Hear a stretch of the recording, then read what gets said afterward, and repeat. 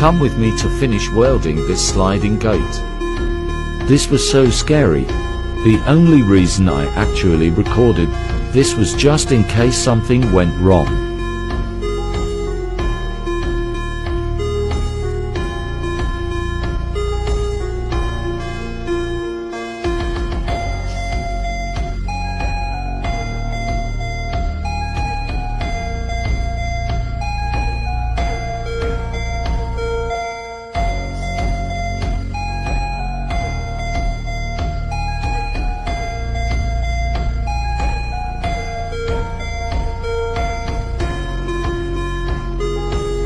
Adding the logo on it tomorrow, then we can send it off to finally get painted.